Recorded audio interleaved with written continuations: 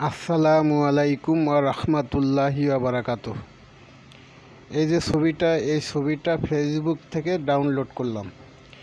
এই ছবিটাতে লেখা দেখতেছি, আমি আমার একটা উম্মতকে রেখে জান্নাতে প্রবেশ করব না, হযরত মুহাম্মদ সাল্লাল্লাহু আলাইহি সাল্লাম। এই কথা মুহাম্মদ সাল্লাল্লাহু আলাইহি সাল্লাম বলেছেন এমন কোনো সহিহ হাদিস নাই, দুর্বল কোনো হাদিস নাই। এমনকি জাল হাদিসের যে সিরিজ তৈরি করছে নাসিরুদ্দিন আলবানী রাহিমাহুল্লাহ, সেই সিরিজেও এই কথাটা খুঁজে পাওয়া যায় না। সুতরাং যে কথা নবীর কোনো হাদিস দ্বারা প্রমাণিত নয়, সেটি তো অবশ্যই নবীর কথা নয়। এখন নবী যেটা বলেন নাই, সেটা নবীর নামে চালিয়ে দেওয়া কত বড় গুনাহের কাজ বা তার স্থান কোথায় হবে, সেটি বোঝার জন্য আমাদেরকে আরেকটি হাদিস দেখতে হবে। এখানে সহিহ বুখারীর একটি সহিহ হাদিস হলো হযরত আলী রাদিয়াল্লাহু তাআলা আনহু থেকে বর্ণিত।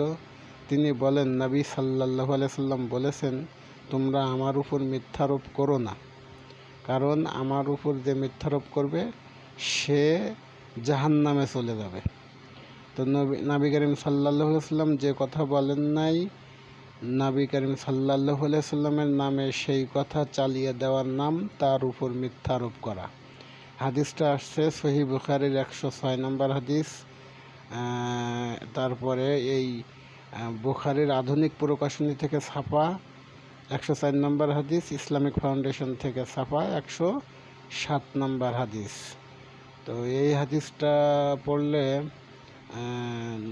যে কোনো হাদিস বয়ান করতে গেলে অনেকটা সতর্কতা অবলম্বন করতে হয়। আর নবী বলেন নাই এমন কোনো কথাকে নবীর নামে চালিয়ে দেওয়া অনেকটা বড় জুলুম আর কি। সুতরাং এই ফেসবুকে এই জাতীয় লেখা যারা লিখবে, তাদের যদি কোনো সহি দলিল না দিতে পারে, তাহলে তাদেরকে ভণ্ড ভাববেন।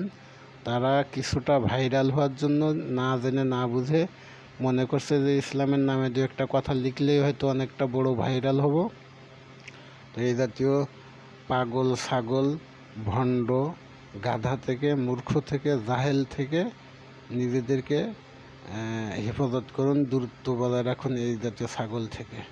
আল্লাহ আমাদেরকে সঠিক জ্ঞান দান করুন, সহি ইসলাম বুঝে চলার তৌফিক দান করুন। আল্লাহুম্মা আমিন।